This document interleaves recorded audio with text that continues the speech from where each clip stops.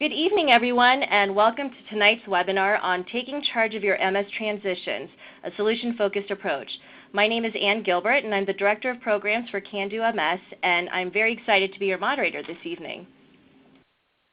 For those of you who might not be familiar with who we are and what we do, CanDo MS is a provider of lifestyle empowerment programs for people with MS and their support partners. And it's through our programs that we empower people to manage their disease and to move beyond their MS by adopting active and healthy lifestyle behaviors. And you can learn more about these programs by visiting our website at www.mscando.org/programs.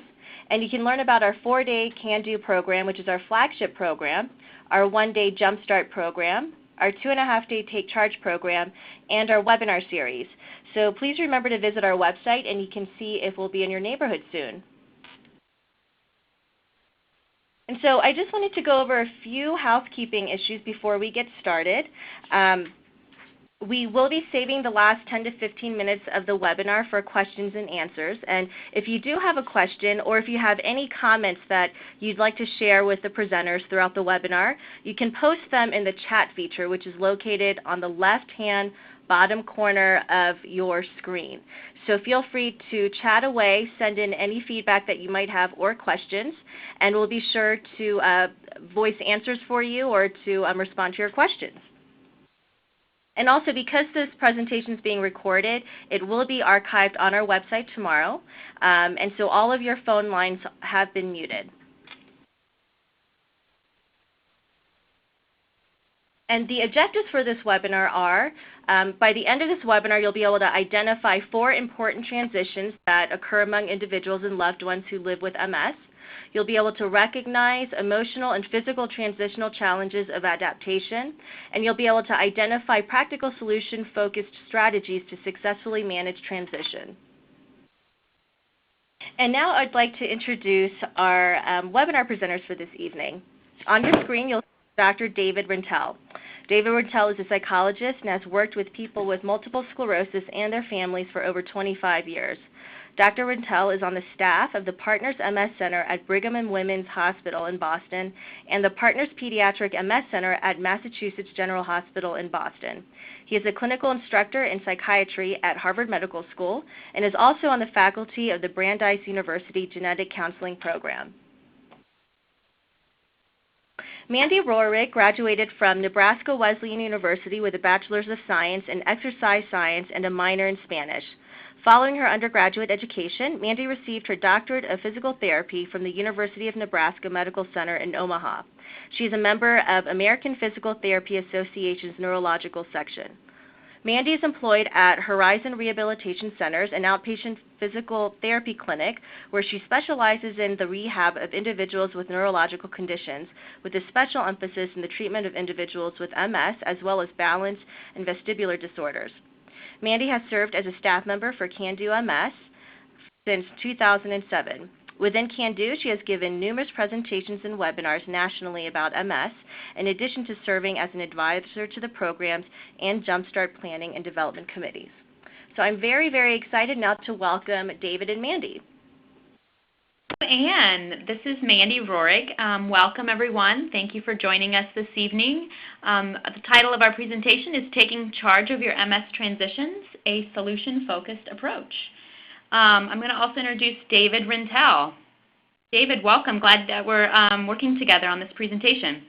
Thank you, Mandy. It's always a pleasure to work with you. I'm so happy to be doing the webinar with Mandy and to be tackling this subject. I think it's really important and can be very interesting and helpful. We wanted to let you know that we're doing, those of you who've done previous webinars, we're doing this a little bit differently, as we would like to try to make it interactive with you. So if you have questions that come up during the presentation, please type them into the chat space, which is at the lower left-hand portion of your screen, and we'll do our best to see them and try to answer as many of them as we can as we go along, or we may have to hold some of them until the end. But we just don't want to be speaking at you. We'd also like to hear what you think and what questions you have. Okay? So what is an MS transition? There isn't a formal definition, but a definition that we've kind of adopted is a period of change during your life and experience with multiple sclerosis. Transitions in MS, like many things in MS, are not black and white, and you wonder which way you go next. You wonder what's going to happen. You might feel lost, confused, hopeless, and just wonder, now what? Now what's going to happen? I'm going to go on to the next slide. Mandy and I are going to be talking to each other during this webinar as well, so okay. Examples of an MS transition. So we're going to chat about a few examples of MS transitions, and as I'm describing these examples, we welcome your own transitions to be addressed on the following slide, and we want to discuss them with you and speak about them with you. So the first example that we've thought of is disease progression. So this might mean a transition from a really debilitating relapse. Maybe it's your first one or one of many. Perhaps a really terrible relapse that is more challenging than usual to recover from. Perhaps you might think, what did I do wrong? I feel like I've tried everything, but everything is still happening. I did everything right. What's going on? This may leave you, again, with a feeling of hopelessness and defeated. The second one, David will talk to you about transitioning to secondary progressive MS, is another example of an MS transition. Mandy, so just so to make sure everyone understands that folks who have relapsing remitting MS, many of them, and relapsing remitting MS is when you have attacks and remissions or periods of time when you're doing better and there are fewer acute symptoms. And then sometimes you go to a neurologist, and the neurologist says, well, you're not really having attacks anymore. This could be really confusing since you may not know what secondary progressive MS is or SPS. Also, there is no test for secondary progressive MS. There's no blood test. It's a clinical diagnosis. And sometimes neurologists don't have an easy time really explaining what the difference is when you do have secondary progressive MS. So it can be a very confusing time, and it's hard to know what the implications are when you've been told that you're transitioning to. Agreed. And similarly, transitioning to an assistive device is also a bit of a challenge. Not only are you needing this new equipment, but you're trying to figure out how to use it, when to use it, and just the logistics of it. So this might mean transitioning to a cane, a walker, or even a wheelchair. And I think the greatest challenge that I hear as a physical therapist is that now your MS is more obvious. It's not hidden. You can't disguise it as well. There's this obvious piece of equipment that you have to use in order to maneuver around. It just is an elevated sense of self-awareness. Another transition, and I've heard that I need to speak louder again, so I'm going to try that, is when your work situation changes, and that doesn't always mean to be completely leaving work, but you may need to change the kind of work that you do or the hours that you work. Once again, it's hard to know what are the implications of this or what that will lead to, and most of us value the work that we do very greatly, and transitioning from one work schedule or one type of work to another often just is a scary time with a lot of uncertainty in the future. And lastly, the MS transition that we find and probably hear most often, I'm sure David could agree with this, is when your fatigue starts to worsen. It's that invisible beast, it's that invisible symptom that no one can understand or see, but yet it's has this tremendous impact on your life. It can change from hour to hour, day to day, and transitioning in and out of those challenging times, whether they're very short or long, can be difficult not only for you but also for your family. So during this transition of worsening fatigue, how can you communicate what you can't see? So a very, very difficult struggle for many people with MS and their families. I'm going to go ahead and change the slide. And what we want you guys to think about on this next slide is what MS transitions have you all experienced, And we'll give you just a little bit to type some of those in for us.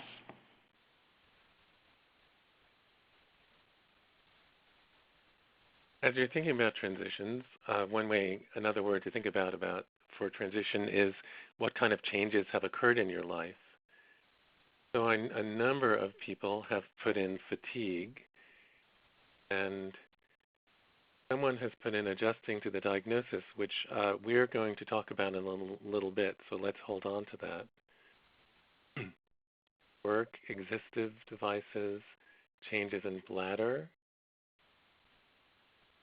That's a good one, because that has a lot of not only physical implications, but a lot of social implications as well. Good suggestion. Yeah. So if it's okay with you, Mandy, let me actually talk about bladder changes, because they're really common symptoms, and when a person begins to have bladder problems, it often has very, very big implications for them.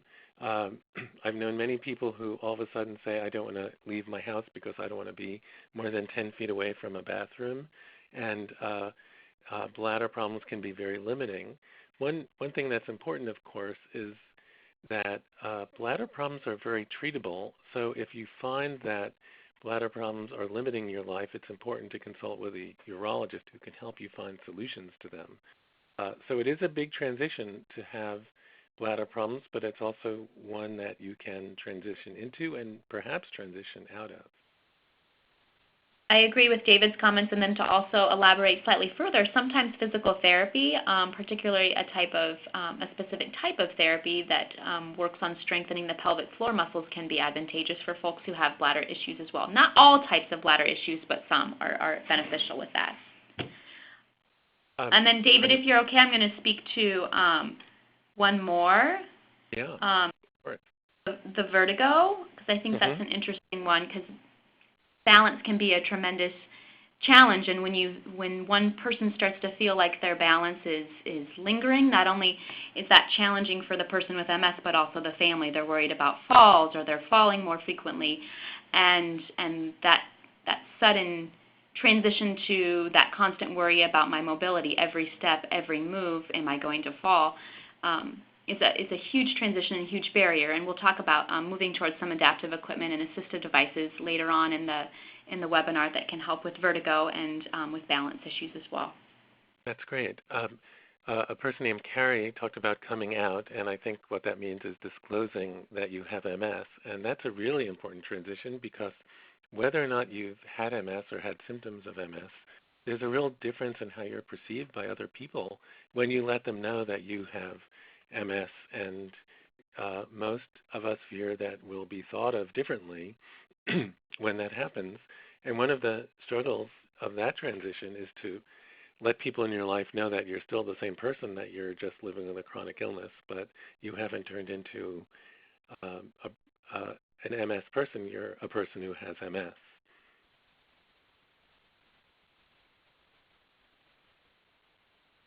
These are great, you guys. Thank you so much for your contributions. David, would you like to speak to any more of them? Yes, I wanted to say that people are doing a wonderful job and giving us a lot to think about, and I'm going to say to the CanDo folks that I hope that these questions will be recorded, because they all deserve answers, and we're just going to have to pluck some to put on the list so we can continue with the rest of the webinar. I wanted to highlight two at the same time if I could, and that's depression and sleep problems, and they've come up a number of times for transitions. And just like I was saying about bladder, we were saying about bladder problems, depression can be very limiting.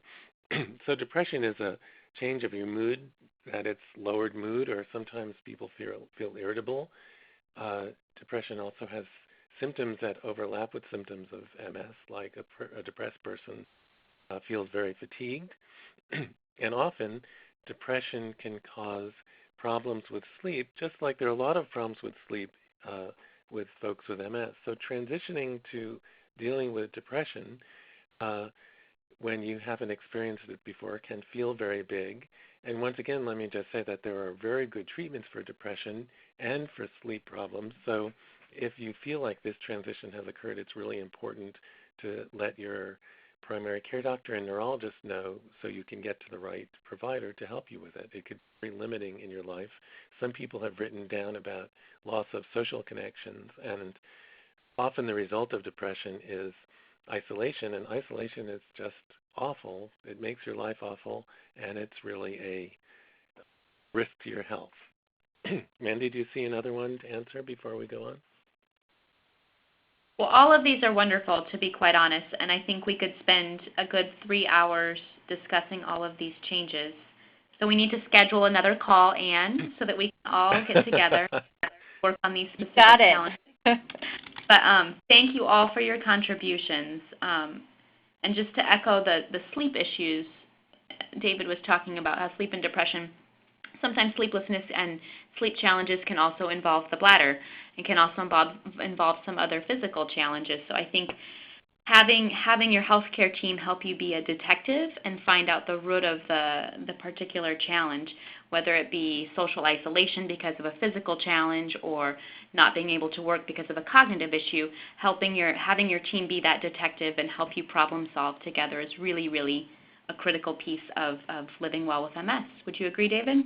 Yes, totally. So that's just so important to remember. So okay. Okay, I'm going to go ahead and move on to the next slide, guys. Okay, go ahead.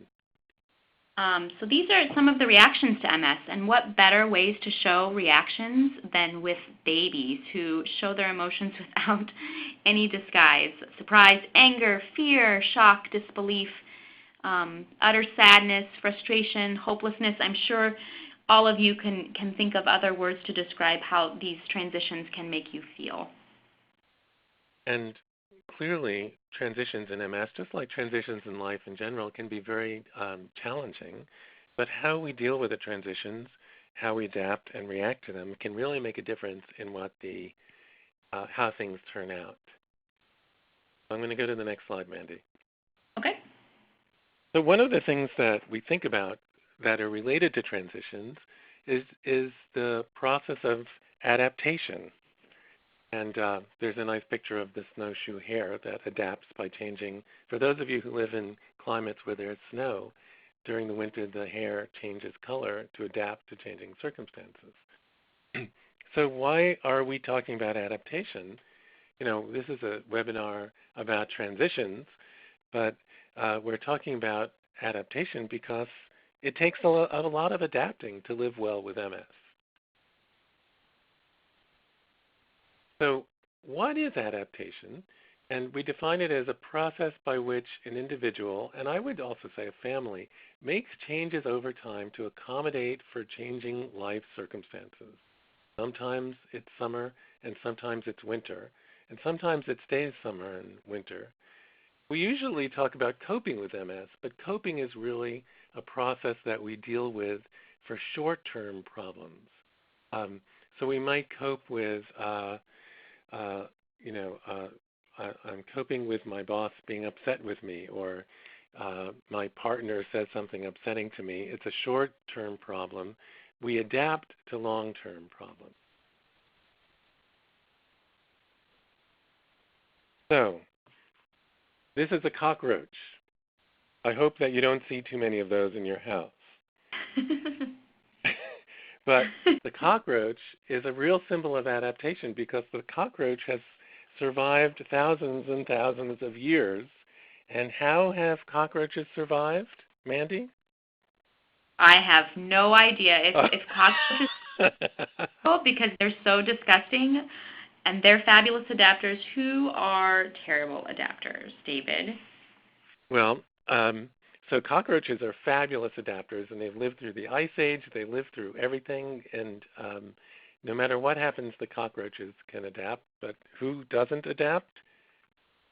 Well, some of you may have heard of these creatures, not very good at adapting to changing circumstances. So you were saying, if we can translate this to MS a little bit, rather than reptiles and disgusting bugs, how can we adapt and influence our success with the situation? How would you say that this all applies with MS? Are you asking me? Yeah. Or the audience? Yeah, what do you think? Here's how it applies. we want to be more like cockroaches than like dinosaurs. Cockroaches, you can increase the heat of where they live, or you could decrease the amount of food. You can change the circumstances, but cockroaches will find a way to push through, where it turns out that dinosaurs, despite all their great power, just weren't that great at making changes that are required to live well when the circumstances changed, when they went through important transitions. So let me give you an example of two people, and let's say that just for in our imaginations that they both have the exact same case of MS. Let's call the person on the left Monica and the one on the right Monique. They have the same case of MS, the same kind of symptoms and problems, but are they functioning the same? So they're both single. They've both been diagnosed about 5 years ago. They both have, not really that many physical impairments. But Monica lost her job 6 months ago, and Monique is working full-time. And they both feel tired, but Monique makes sure that she goes out and socializes every weekend. So,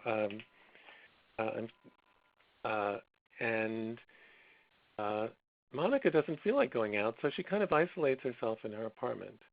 Monique wants to be involved in life, so she takes a nap after work and goes to her book group regularly. And because Monica's not working and is sort of feeling so tired and not doing as well, she realizes that she may not be able to stay in her apartment and she may have to move in with her parents, where Monique is looking for a place maybe that has fewer stairs, so she wouldn't get as tired. Mandy, any comments on that? Well, I think I want to be friends with Monique. Why is that? Monique she's engaged. She started to adapt. She, even though she has challenges, she is solution focused. She wants to figure out a way to continue moving forward and living her life to the fullest. Well, I think that, so we might say that, well, let's go to the next slide. What do you think makes a difference between Monique and Monica? Here's just two more pictures, but let's imagine, again, the same kind of issue of, the same kind of MS, and one person is functioning well and the other maybe not so well. And let me just say that, I work in 2 MS clinics, and we see this all the time, that we see some people who are really functioning very fully, even though they're dealing with a lot of big challenges from MS, and other people who've kind of isolated themselves and have stopped doing what they love to do, even though physically the MS hasn't stopped them. So what do people think makes the difference? So, so we like to think about this process as the process of adaptation. And, although everybody is adapting to living with MS, there's really very little that anyone has written about the process. And we think it would be helpful if we talked about the process more than we do. So we're going to talk about the phases of adaptation to MS. And a lot of times people think that there are stages. And when you think of stages, people think about Elizabeth Kubler-Ross and her stages of grief. And I know that many of you may have said, oh, I know I'm in denial and I'm in the anger phase, et cetera, and stage. And I'd like to say that although I really respect the work of Elizabeth Kubler-Ross, and it was groundbreaking, I'm not sure that there are really stages that you go from one to the next, and I don't know whether or not the stages of grief that that are connected to loss of a loved one or are same as when you're dealing with a chronic illness like MS. So let's talk about the phases of adaptation that, when we go through each phase, let's discuss, and we're interested in your comments and feedback. And let me just say that the phases correspond to what's going on with your MS, so kind of what correspond to what's going on with time, but they don't happen necessarily one right after the other, and people can switch back and forth depending on what's going on with their MS. Okay, if I got Roland, it's a person named John Roland. He's done a lot of work in this area, so we can send if you just Google John Rowland, he's in the Chicago Center for Family Health, you can find his work. So the first phase is a really important one, and it's what happens beforehand. And it's important for a couple of reasons. One is that's our reference point. It's like, well, how are you doing before you got symptoms of MS? And it's a comparison. Well, how am I doing compared to before? And it's also important to remember, however, that when we think about life before MS, it's possible that MS was already happening, but it didn't really give any symptoms. So it's just an important thing about MS is sometimes when you go for an MRI, when you're newly diagnosed, you hear from the neurologist that you probably had an MS attack that was silent some years before. So that's something important about the pre-symptomatic phase. Mandy, you want to comment on that? Just for clarification, David, so this kind of serves as a baseline for not only the person with MS, but also the healthcare team? Yes. So for the healthcare team, I always want to know what life, to start the story, when I meet a new person with MS, who has MS, I want to know, well, what was life like before MS? Because if they said, well, they were a hermit and they never came out of their cave, I know that it's not, that they didn't become a hermit because of their MS. But they may say, oh, I was much more sociable, I'm really having trouble because I'm tired at the end of the day, I'm feeling more isolated.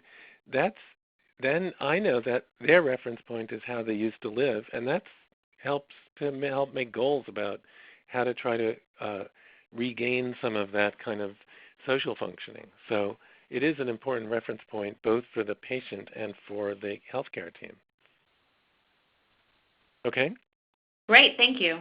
All right, I'm going to go on. So then there's the symptomatic phase that is before diagnosis, and I'm going to try to go through these quickly so we get Mandy back in and we have a lot more to cover. But it's a really difficult period for people because you don't know what's going on, and sometimes for some people, they have these days. With the MRI, you have a problem with your vision. You go to an ophthalmologist. They send you for an MRI, and before the day is over, you hear on the phone or that you have a diagnosis of MS. But most people have symptoms and they don't know what's going on, and often their healthcare provider doesn't know what's going on, and that can be very frightening. Sometimes people will say, well, at least I have a name for what's happening, and the diagnosis can be something of a relief because of that. Okay? You want to add to that, Amanda, or shall I go on? Go ahead and continue. That sounds great. Okay. So I'm going to comment about this picture, however, because I think this is a perfect example of how, regardless of whether you feel some relief from getting a diagnosis that explains all of these mysterious constellation of symptoms that you may have been experiencing, it's still a derailment. It's still a major transition. It becomes that defining moment in your life where there's life before MS and life after you've been diagnosed with MS. It's like you were derailed from that track, and you were the track that you were following for your life, and then you and your family are completely rattled. Anything you want to add, David? No, just very well said. So, and it is a good metaphor for that. So then there's the crisis of diagnosis, which is one in which people often feel overwhelmed, and you're at a meeting with a neurologist and they start talking about MS and you think, what's that? Sometimes you feel like your ears are closing down and you can't listen anymore, and you say, well, what's going to happen to me, and is my life over? Well, there are a lot of things that happen, and it's not the same for everyone. Some people don't know much about MS and they expect that they're just going to get like a pill to take as a cure, like, well, I have migraine headaches, take this medicine. And then they learn that this is an illness that you live with for the rest of your life, that it's a chronic illness, it's not an acute illness.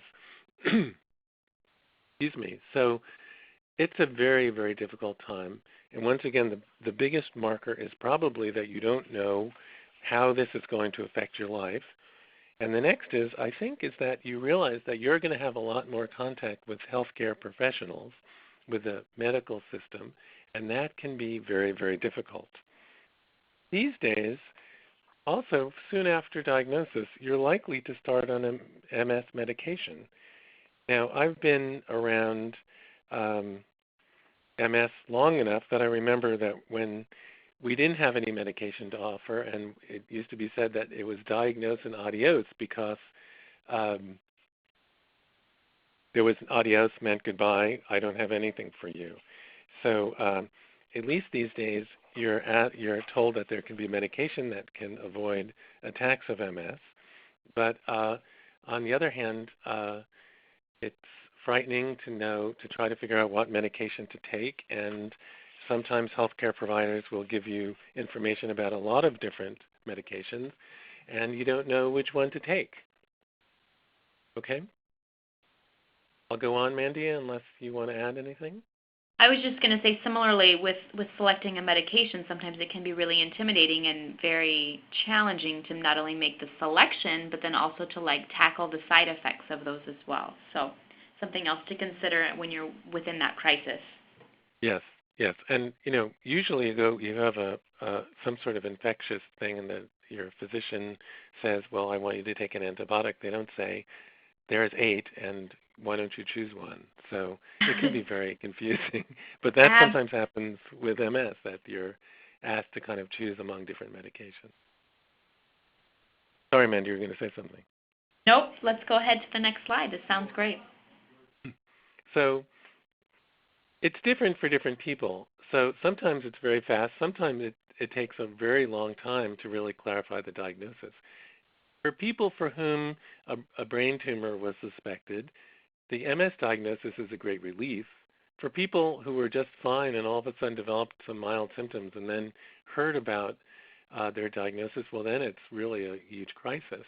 Also, if you knew someone with MS that did well, then you think, okay, I hope to do well. But if your image of MS is something very severe, then it becomes more worrying. And then, of course, how were you and your family functioning before the diagnosis? Because if you were doing okay, you might say, well, I guess we can handle this. But if things were just very, very difficult, then it might feel like, oh gosh, this could kind of put me over the edge. So there are a lot of different ways. People experience this in different ways. That's my point. Okay. Mandy, want to add anything? Nope, very well said, David. Okay, thank you. The diagnosis isn't always given in a. I'm sorry, did I bust in on you? I'm sorry. Go ahead. I did. You go, Mandy. I'm sorry. I was just going to comment that I feel like this is a very earth-shattering telephone call. I can't believe that this is happening. But go ahead, David. I know this is a quote from one of your clients. Yeah, this is actually a direct quote from someone in a focus group that I led, and I know it because it was all recorded. The neurologist left the diagnosis of MS on my voicemail. If you have any problems with this message, call me. It does happen. We don't want it to happen this way, and this is an important time of crisis that we need the support of our healthcare team very, very much. Agreed. I'm going to go on, okay? So I think it's enough to say that it can be very stressful. People often experience, they feel down and they feel stressed out when they receive the diagnosis. And it's kind of at this crisis period that it's kind of hard to just go back and resume the tasks of life. And then families have a lot to kind of figure out. MS isn't something that happens to an individual. MS is something that happens to a family. And an important point to make here is that family members have a real stake in what the patient decides to do. Because let's say someone says, well, I don't want to take any medication. And if that means that you may not do as well, then if you're not doing as well, then that's going to change life for your family, not just for you. So David, how would a family, as you described, the family is living with MS as a unit, how would a family who's struggling with that, transition through that crisis phase? Well, let's have a look. I think that one thing that's really important during the crisis is to learn as much as you can about MS, and let me just say from good sources like the National MS Society, from CanDo MS, not from Joe's MS blog. Not that I have nothing against Joe, but there's a lot of information on the internet, and you want to use reliable information. Another is that this is a very hopeful time in MS, and most of us will be hopeful unless we think it's unrealistic. But it is realistic to be hopeful. And know that you're going to have a lot of feelings, just like those babies that Mandy put up before, their reactions to transitions, and that you're going to have a lot of different emotions, and that's natural. And talk about them, experience them, and then probably the best strategy. It's not a time to make big decisions. It's not a time to decide to move to Paris when you've just been diagnosed with MS or to change your job. It's a time to just deal with the diagnosis, and that probably the best medicine is, when you feel ready, is to get back to doing what you were doing before. I agree with all of those comments, and I would also elaborate further on that last bullet point, that this is a good time to maybe get in touch with a rehab professional, even if you're not having a lot of physical challenges, but they can help you identify those meaningful activities and adapt them slightly if they are necessary, and then help you return to those activities. And I also think that PTs are privileged with a lot of time with their patients and with their families, and I think it's a good time to collaborate as a unit, as a team, to set those goals and identify how you would progress through those goals and through those challenges, and let the family feel empowered by that process. And I think that overall can kind of set the tone for future coping, future adaptation, for future challenges. So I'm seeing in the chat that in terms of the number of slides we have, we're headed to go perhaps overtime. So I think if it's okay with you, Mandy, to try to just move a little bit more quickly. Is that okay with you? All right. So as we said, probably the best resolution of the crisis phase is to get back on track as much as you can. And that usually is the most reassuring for individuals and families.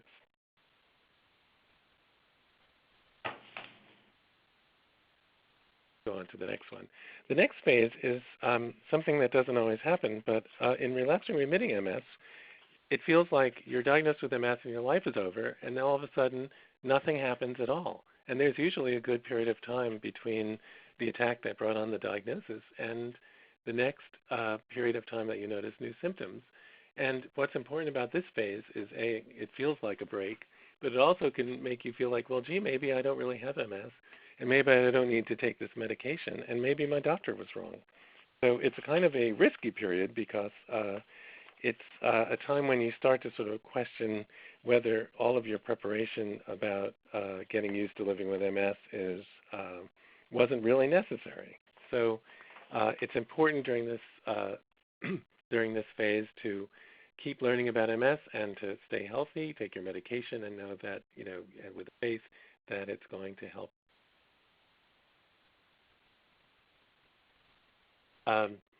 So again, in this transitional phase, take your MS medication even though you're feeling great. Allow yourself the break, and also watch out for depression and other problems that you don't expect to happen when you're not feeling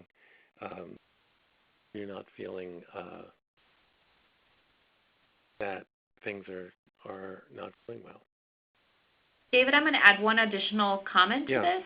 Mm-hmm. This is also a good time, again, to go back to your rehab team for kind of a tune-up, to establish a baseline that's good for future reference if you feel like there's any changes in the future. Help identify those strengths and weaknesses, challenges with balance, gait, etc. But just establish that baseline during this phase as well, physical baseline. Yes, great point. So the next phase is the secondary crisis, and the arrow kind of, for me, means, well, that's a time when healthcare providers can really be helpful. And the secondary crisis is when MS kind of comes roaring back and you realize, oh, this thing has really settled in.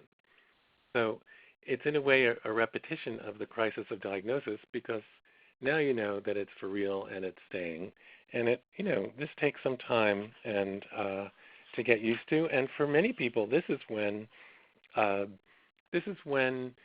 it is most difficult in the most difficult transition in adapting to MS. And David, what would be some effective strategies then for transitioning out of this secondary crisis phase?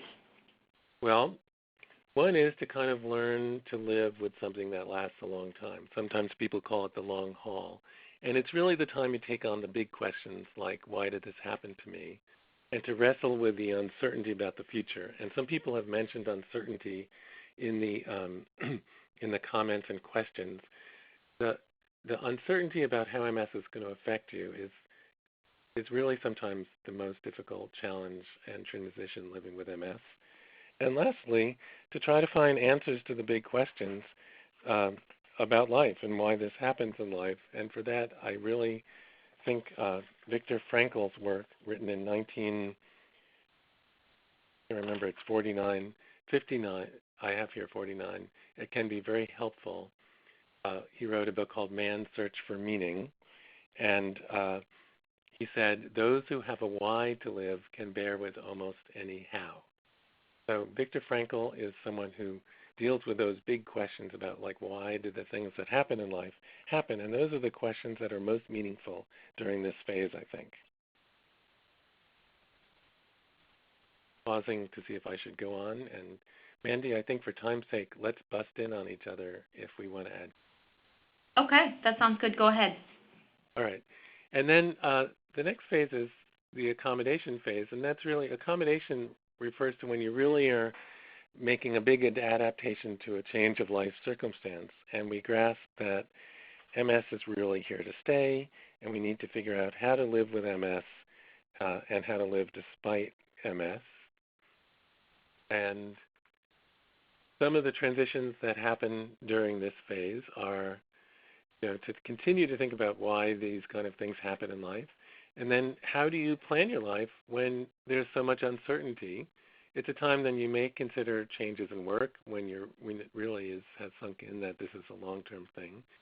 And lastly, the importance of social connections cannot be stressed more. This is when you need your social network more than ever. Agreed. And I think engaging rehab might be helpful again during this phase to help you kind of discover that sense of community, activity, and purpose during this transition phase.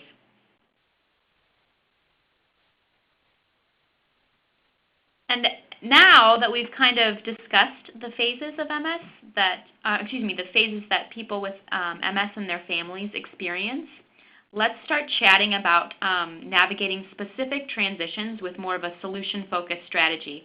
And again, these are specific examples that we mentioned earlier that we do want some interactivity and feedback as we go along, with the overwhelming goal of trying to identify some solutions, but also strive for some balance and peace, kind of like this little nugget laying on the ball. So the first transition we're going to talk about is disease progression.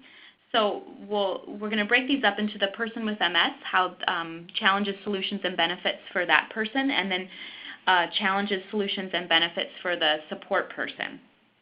So one of the first challenges is worsening mobility. I think that happens with disease progression. A solution that we recommend is either assistive devices, and actually that second bullet should be fatigue. Rather than fatigue, it should say exercise. I think just recognizing, and it's very, very challenging, recognizing that doing an activity in a different way can still be done. And taking charge of those mobility challenges with new exercise routine by having your rehab team help you identify what that routine might be is very empowering.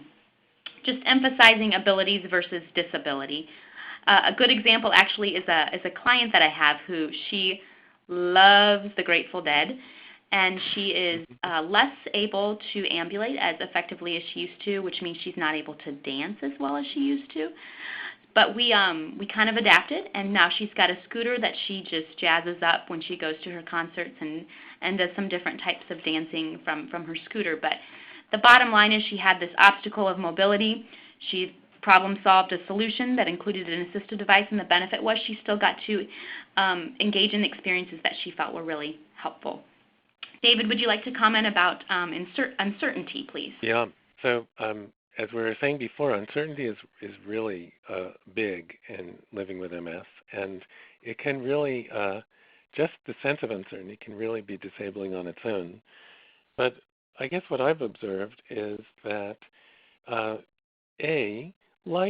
we realize that life is uncertain, that although we love to think that we can plan out the future and it'll turn out the way that we plan, not just about MS, but in many other ways, life isn't certain and things happen that are unexpected. And then second, if we don't stop it, most people can say, well, I don't know what will happen, but I think it will be okay, or I will be okay. And by that, they may mean, even though I may have increased physical problems, I think I can figure out how to live, or maybe it's just to allow themselves to be optimistic and also to help them focus on solutions for the problems that they have at hand rather than being so focused on the problems that may occur in the future. And Mandy, do you want to comment on the last point? Yeah, so disease progression, as David explained somewhat earlier and referred to earlier, can often mean a change in medication or a omission of medication. So whether it be around a steroids or perhaps a change in a disease-modifying therapy, or now even if you're positive for the Epstein-Barr virus, you're now discouraged from taking medication. All of those options and all of those experiences can be a real disappointment.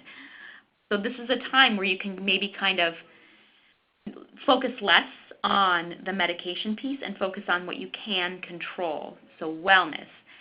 The solution to this is emphasizing wellness. There's plenty of energy, good energy, that can be put into problem solving some wellness issues, so both physical and emotional. There's strong evidence supporting good diet and physical activity and mental health activities for the overall living well and living healthy with MS. I'm going to go ahead and move on to the support partner now. So what can the support partner do during difficult transitions, during the transition of disease progression? Again, worsening mobility. So I have to be honest, in the 10 years I've been a therapist, I have yet to hear of a client who comes in and says, I would really like to use a walker today, or I would really like to use a wheelchair today. I think it's usually the support partner that brings that in. It's usually the loved one that comes in and they're concerned, or they're afraid that they're falling too often, or they don't want to go anywhere or do anything because they can't physically get there. This results in some isolation at times, and either division of the couple, and the person without MS goes out and about on their own, and the person with MS is left at home, and then there's this feeling of resentment and feeling discarded or disconnected from that support partner. So I think selecting an assistive device together and learning about the value of an assistive device together, support person and the person with MS, is so critical to having the benefit of shared experiences and avoidance of isolation.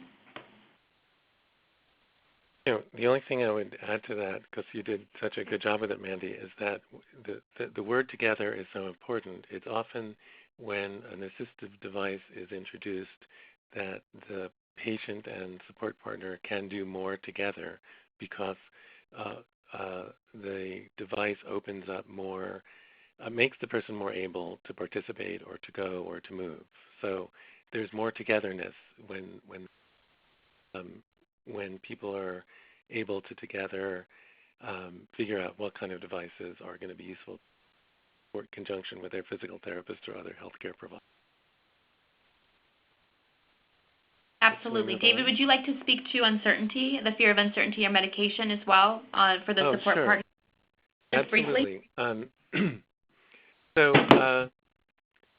I think, let me just say that the question about medication, healthcare providers are cautious about including family members in those discussions because of HIPAA, but as long as it's okay with the patient to include your partner or family member, I think it can be so useful because, as I said earlier, the implications of the decision about medication or no medication are are big not just for the individual but for the entire family. And lots of people in the family, and particularly the support partner, are going to have questions about medication. So it should really be done together, emphasizing together again. And it's complicated, but I think putting people's heads together, you'll come up with a better understanding of some of the questions and some of the choices. Okay? Okay, let's move on to, we want to know what your experience is with this particular MS transition. So again, we'll give you a bit of time here to type in your responses and thoughts. And as you're typing those in, I'm just going to comment. We keep bringing up the importance of the healthcare team. I think just to reemphasize, these issues are very complex. There are a lot of layers, there are a lot of challenges, and they're very individualized. So it becomes even more critical that you have this trusted group of healthcare professionals that you can problem solve with and find these solutions together as a team. So there is one question, Mandy. I'll read it, and if you don't mind responding. Yeah. One of the participants says, how to adapt when the support partner does not give the support one needs. And, well, let's leave it at that. When you're feeling like you're not getting the support you need, how does that affect your adaptation in this? You know, that's a challenge. I think every person with MS, well, and I would just say every person in general, regardless of MS or not, you need some type of trusted support team. I would say if that particular person is challenging, then I would think let's focus on making you independent as possible if it's related to your mobility. So focus on solutions that will foster independence for you and exclude this particular support partner. But hopefully, you know, you can engage someone like David and they'll come around, you know? So I would just add that if you feel like sometimes we, when we're feeling negative about things, we look at people in our lives in a more negative light. And we also think our support partners should really understand what we're going through, but if we're not telling them, they're not necessarily going to understand. Although we think we can read each other's minds, I don't think that we can. So I think beginning with a conversation saying, gee, you know, I need some more help or support from you, and these are the areas I need it, can you provide it? Or then look to your healthcare providers to help find someone that can help you and your partner discuss this. And I'm going to comment one more, and before we move on to the next one. A participant said, how do you know the lack of motivation or disease progression? That's an interesting question. David, do you want to tackle that, or do you want me to? Oh, it is a really good question, and I don't really think I know the answer, because both are, I guess, both influence how someone's going to function. So Mandy, please tackle it. I think that is really one of the most, I'm having an aha moment, so thank you, Sean, for your comment. I think that's really challenging. I would say from a rehab standpoint, a physical therapy standpoint, I would say try an activity program, try something that interests you, that engages you, whether it be physically or emotionally or socially. See if that improves the motivation, see if that improves the situation, the function. And if it doesn't, then I would say, you know, let's still knock on the door of your neurologist and rule out any changes in the disease itself. But that's a very great question that, again, I probably didn't give the right answer. I don't know if there's a right answer. I think there are many answers, but that one was a good answer. So shall we move on to the next transition? Let's do it. So transitioning to an assistive device or wheelchair, we'll try to go a bit quicker. So this is for the person with MS. Again, people don't come to the clinic and ask for an assistive device. I think it's something I'm usually forcing upon people. It's huge. It's both positive and negative. But I think one of the greatest challenges is simply the learning curve, learning what the best device is for you and when it's most appropriate to use it. I often tell my clients, you know, you don't have to be married to an assistive device. Just because you may use a walker in the community doesn't mean you have to use a walker all the time at home. Maybe you use a cane, or maybe you don't use an assistive device. Similarly, I think that learning curve also involves that a lot of practice. Now that you have that power wheelchair, for example, how do you drive with it? How do you get it into the van? How do you get it in and out of your home? The benefit of all of this practice with your rehab team is profound independence beyond imagination. Similarly, the last two challenges I think we can kind of link together. Self-image and navigation in the home and community. Now that you use the wheelchair, now that you use the walker, there's no way to hide the disability. There's no way to hide the physical challenge. I think that self-image is challenged because the perception of others on you and on your disease may have changed now that you have this equipment, if you will. So again, I think the solution to these two challenges is problem solving and practice and adaptation. I think problem solving with the rehab team, those situations that are challenging, particularly when it comes to navigation within the community. Most people feel pretty safe within their home once they get the hang of the device, but navigation in the community is a whole new level. So I think a good example is, you want to go to that fancy restaurant with your friends, but you haven't been able to walk that far. But now you've got a scooter, or now you've got a power wheelchair, and now you can go. But it's an old antique building, and there are cobblestone roads, and you're thinking, how can I get to this restaurant? So I think a good solution for this example would be maybe using Google Earth, calling the restaurant, scouting out in advance, just kind of seeing what the terrain is like, seeing what the environment is like so that you can prepare with your rehab team that situation. This overall will just help you realize opportunities and help you realize that you can still have a life even though you're using a wheelchair, still have a life even though you have a piece of equipment that helps you get around. Any comments, David?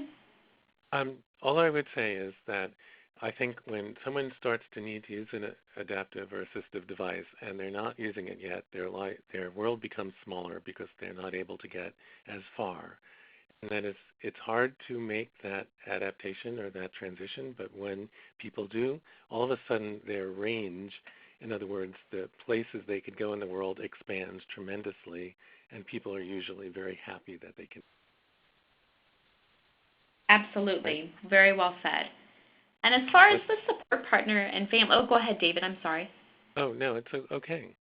Go ahead. I was going to say, as far as support partner and family, if we can elaborate on that use of an assistive device, just like David spoke about earlier, the entire family is living with MS. The entire family is adapting to this transition. I think a challenge that I hear about is how can the support partner help? Or more importantly, how can the support partner not help? Now that they have this piece of equipment, they're not required to help perhaps as much as they were before. So a solution to this challenge of when to help or when not to help is often defining those boundaries. Define those situations as a couple when the support partner can be helpful, and those situations when maybe your loved one should feel empowered to believe they can do it on their own. And the benefit is autonomy for both. I think a great example is maybe when you're at home, you can take your power wheelchair into the bathroom, do your business, and come on out. But maybe when you're in the community, make sure things are set up, make sure things are safe, and then give the person their privacy. I think finding that middle ground and having that communication and compromise is really how using an assistive device or a wheelchair can be helpful. I think just as much as the person with MS, the support partner and family, they have that fear that things are worsening, fear that things are giving in, that they're giving into the disease. I think, again, education in the adaptive equipment and the appropriateness of the adaptive equipment for the entire family and how that can translate into a broader scope of socialization or a broader scope of living. And furthermore, allowing like a trial period is a great way to have a solution to this problem. It allows the couple to practice, problem solve, and kind of arrive at this realization that this can give them a fuller life.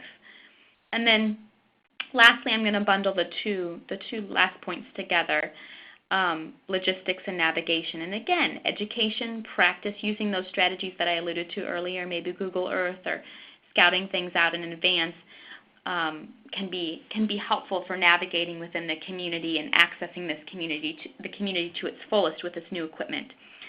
Again, education, planning, preparation, practice. I cannot emphasize that enough, for improved independence and fewer limitations in your life. I could just add one other thing, Mandy. I'm just going to go back to that word together again, is that from the perspective of the family, being able to go together to the mall and not having to leave your loved one with MS behind because they can't walk that far is a very big boost. So that transition can be very difficult for the support partner and family, just like for the person with MS, but the outcome can be a lot more togetherness in activities, et cetera, or being able to get out to the soccer field to see your kids soccer, or there's a lot more that can happen together when the transition is made. Well so said. What's your experience with this MS transition, the to assistive devices? And I see one question comment already, and I think this is a good one from Patricia. What are good ways to communicate to others that you are experiencing this transition, and how can they support those changes rather than trying to talk you out of them? I think that's a good point. I think learning to communicate and trying to articulate that this is a difficult time and this is a difficult challenge for you is an ongoing obstacle, but certainly a conversation that needs to be had. I think that's a great question, and I often think that our responses to those kind of questions can determine what people will say afterwards. So an example of a response might be is, you might think I'm not doing well because I'm using this scooter, but this scooter is my way to fully participate in life. You can even add, so what I need is your support with my using it, not your questioning. In other words, you can kind of form the responses of others by how you talk about it. There's another question from Andrea about the feeling that you're giving into the disease once you start to use an assistive device. Mandy, would you like to say anything about that? Yeah, Andrea, great question and comment. For those folks that do have that feeling of giving in, I think, again, it goes back to that practice or maybe that trial period. I think if you're able to do a trial period with a device and you're like, that didn't really change my life much at all. I didn't go anywhere new. I didn't try anything new. I wasn't able to go to the grocery store more easily. Or I wasn't able to go to the movies more easily. Then maybe it's not the right device for you. And I think you need to have that open and honest conversation and have that communication with your rehab team about selecting the most appropriate device. And then you'll know when the device is right, your world will open up. Your world will open up. So keep continuing to have those conversations and keep continuing to have those trial periods with the equipment. I think it's a good question also because people feel like it's an indicator of giving up, and so I appreciated that it was voiced here because I hear it a lot. Well, if I start to use a scooter or a wheelchair or a walker or a cane, that it means I've given up, and most people feel that before they start to use the device, and then once they start to use it, then they think, oh my goodness, why did I wait so long? Now I could do so much more, and it doesn't feel like giving up. Absolutely. So, Mandy, I wonder if... Okay, so work transitions. It may include job changes, reduced hours, and then disability benefits. And one of the most obvious challenges of this transition is loss of income. So I think I just want to highlight the benefits of vocational rehab. If you are familiar or not familiar with them, vocational rehab is usually a state-run organization that helps people with physical challenges or mental challenges, psychological challenges continue working. They can either help you stay in your current job or make adaptations to your current job or to help you find a new job that suits your ability levels. And actually, I have a really great example. I have a client she's young and she had a very progressive form of MS, but she wanted to continue working. And vocational rehab was extremely helpful. They even helped her purchase a van that allowed her to go drive to work to continue working the job that she loved. So I think the benefit of that and considering vocational rehab is finding that job that suits abilities. And then David, if you want to talk briefly to the social and the work is identity and self-worth challenges. Sure. So I would say in American society, people are valued by their work, and when you meet someone new, you're often just tempted to say, well, what's your job? And that's how you kind of get a ballpark of who they are and whether you want to talk to them more or not. And I think this is especially true for men, that men's identity really comes more from work. Women's identity, I think, is a lot reflected by their relationships with people. And when your work situation changes, then you wonder, well, who am I? And am I of any value if I'm not working at the job that I was doing before? And, I think that's a tough one to get through, although most people, again, will find some benefits of a change of status. It may be that work was just exhausting, and now you have more time to take care of things or to be with your family or to do the kind of activities that you really enjoy. Sometimes people make a transition because of a physical problem, either for themselves or for a loved one, and the transition turns out to be good. So I don't know how many people with MS or partners of people with MS I know that have left jobs that required more physical activity to a job that on which somebody works on the computer, and that has actually helped them increase their income because sometimes learning how to code or learning kind of job that you could do remotely from home sometimes actually pays more and has of course, if you're working from home, the commute time is much lower. Can it go to the next slide then? So there you go. So how about for the support partner? Yeah, for the support partner, there's an obvious increased burden of income responsibilities on the person without MS. So that reevaluation of the family budget is going to happen. However, I think, planning, preparing, and communicating together, again, there's that together word that David was emphasizing earlier, for that change forces that couple to communicate, and then overall their communication is that's hopefully going to trickle down into other areas, and they'll communicate more effectively on different ways to achieve not only this successfully, but perhaps other aspects of their relationship as well. So, yes, let me just say that I guess we may think of our family members differently just inside the family when they change what they're doing. Often people are much happier when their partner is able to spend more time, but sometimes I guess just like individual identity may change, sometimes the way we look at each other changes a bit. And I guess I would just say it's important to talk about. Look for what are the benefits, and then also identify what are some of the. So for people who are women also said that their identity is linked to work, and I certainly did not mean to say that women don't derive identity and meaning from their work. It's actually more that men have less of a sense of identity that is derived through relationships. So thank you for correcting me, and I will be very careful how I talk about this in the future. And let me just also say that there's a sense of how other people will feel when you change your work situation, and that's an expectable feeling. Like, well, what will people think of me if I'm working fewer hours, or if I'm not going out to work? And I always remember my grandfather who retired, and then he wouldn't leave the house between 9 and 5 because he didn't want people to know that he wasn't working, even though he had worked his whole life and he was just retiring. So those are quite reasonable. I think, too, that there's a change in – I'm sorry, David, go ahead.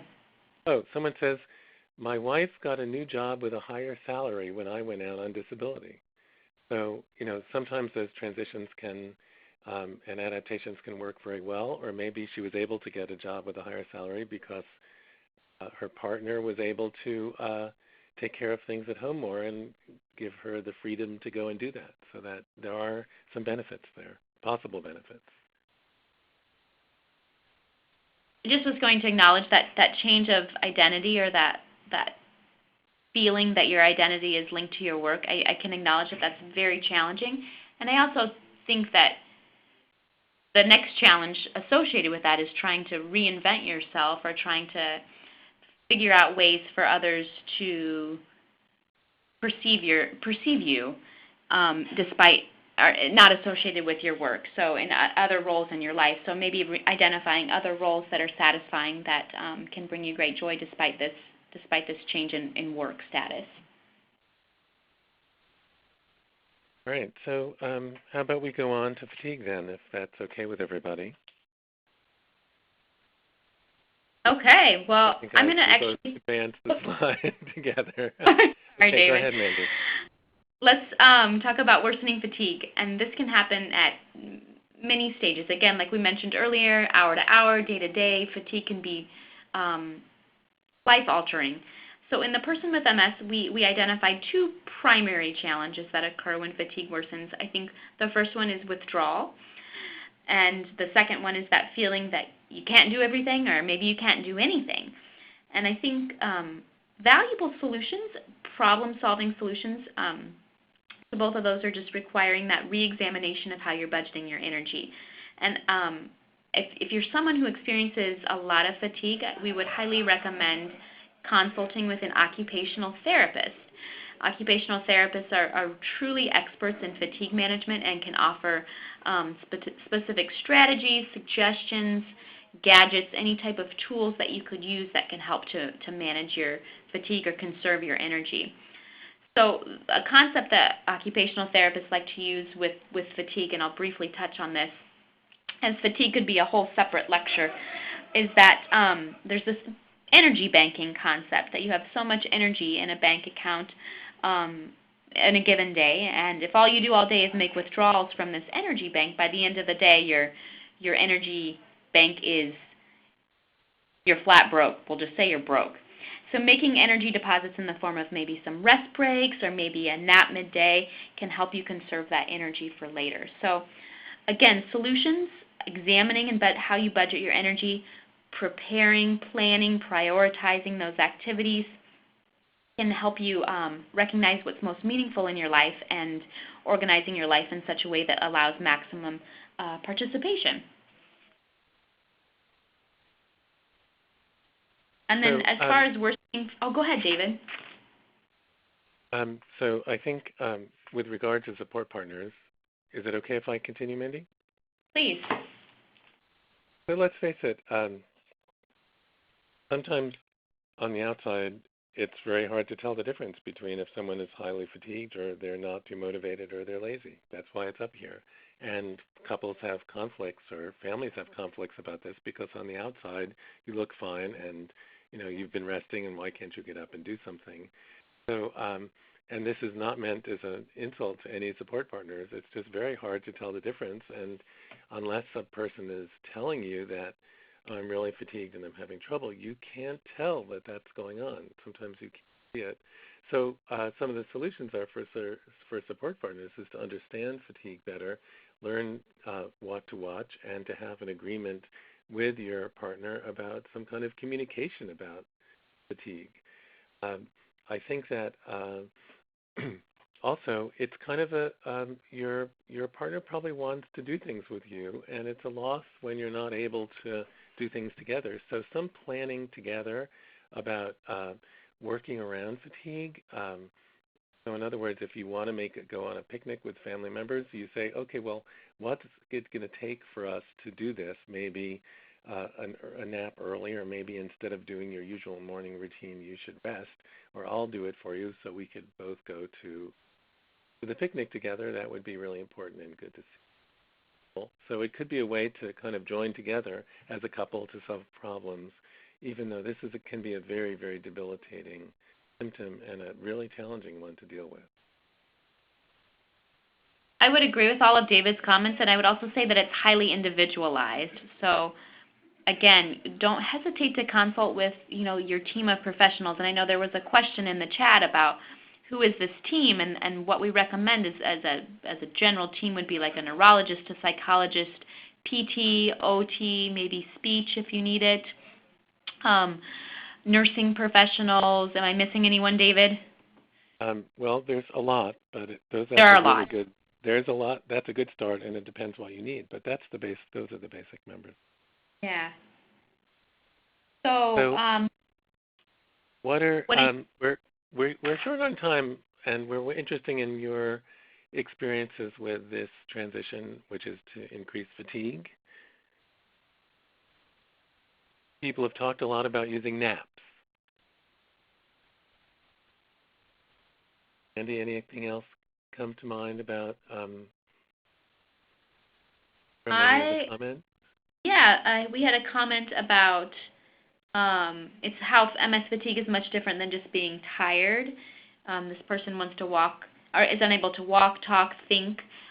Just alludes to the challenges that fatigue can be beyond just physical. It can be cognitive fatigue as well, and how that can interfere with work challenges, and how that becomes a whole nother issue that needs to be addressed as a team as well. If I might add something, is that fatigue is really, it's the most common symptom in MS, and it's very debilitating.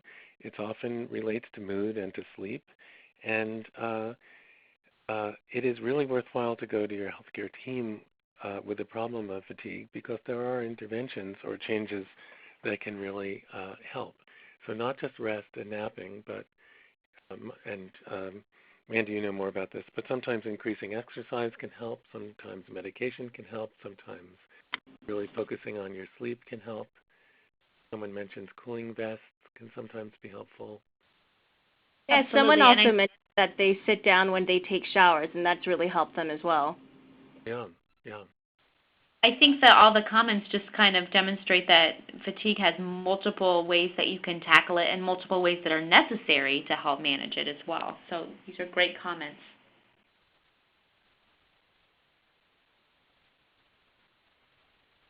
Okay. Well, we hope that we acknowledge, I think, that you have tremendous challenges and barriers as you all transition through all of these transitions that we've discussed. And it takes a lot of courage to journey through these and make these changes and adapt to these challenges. So we hope that this has helped you to view different ways of how you can achieve your new normal, and maybe rather than thinking I can't, you can cut off that T and think I can, just like the can-do attitude. Any final comments, David? I guess, well, I agree with what you said, and I would like to say that I appreciate all of the participants in this webinar, because this was a bit of an experiment. We haven't, in previous CanDo webinars, tried to include the participation of the participants spread all over the country, or U.S. and Canada or elsewhere. Of course, part of the result is it took us longer, and we perhaps didn't prepare for that, but this is a transition for us, that if we're transitioning to more interactive webinars, we need to use what we learned during this webinar to have fewer slides and fewer points to make, so there's more open discussion through the comments by participants. So we really appreciate all of your comments there. I just loved reading them, and I'm going to read through all of them afterwards. So great. Excellent, David and Mandy. I certainly agree. I think this has been a really fun webinar for me to participate in, and seeing all of our participants' comments. And we actually received some feedback from our participants saying that, this type of participation in a webinar has been a new avenue of connection for them, and that they really enjoyed this discussion in open chat. So, we think that this is a new transition for us, and I think we'll start to adopt it in our future webinars. So thanks for participating. Because we are running short on time, I think that we will skip the Q&A if Mandy and David, you don't mind. I think you have addressed a lot of the questions throughout the webinar that have popped up, and if anyone does have questions that they want answered, you can access our Ask the CanDo Team resource, which is on our website. and feel free to just look for the Ask the CanDo Team page. It's a question and answer webpage on our website, and just type in your question, and we'll make sure that either David or Mandy gets that and is able to answer that for you. And we have a couple other resources that you can access at mscando.org. We have our e-news, which is our monthly email blast that we send out to all of our participants, and we also archive them on our website, so you can find out about all kinds of upcoming events and programs. And we also have our CanDo library, and that is a library of all kinds of articles on all sorts of different wellness topics, and you'll find many there written by all of our consultants, by both David and Mandy, as well as other consultants. So please take advantage of that resource. If I could add a thank you to Anne and the rest of the CanDo staff. They've worked really hard to put together this webinar and the webinar series and all of the CanDo programs. So we're very appreciative of Anne and her crew. Oh, yes. Well, thank you, David. Well, we're a happy family over here, and we appreciate working with everyone. Before I announce our next month's webinar, I just wanted to let you guys know of CanDo Day. It's on September 22nd, and it's in honor of our founder, Jimmy Huga. And September 22nd is Jimmy Huga's birthday. And so we ask that you join us in celebrating his CanDo philosophy, and you can do so by submitting your CanDo Day photo pledge of what you pledge to do on September 22nd. It can be an activity, an attitude, or a personal mission. Once you post this pledge, you'll receive votes and get raises awareness and helps inspire others in the community to join this movement. So please go to our website at mscando.org/CanDo Day and submit your photo pledge. And we have a webinar next month on September 8th on taking charge of depression and other mood changes.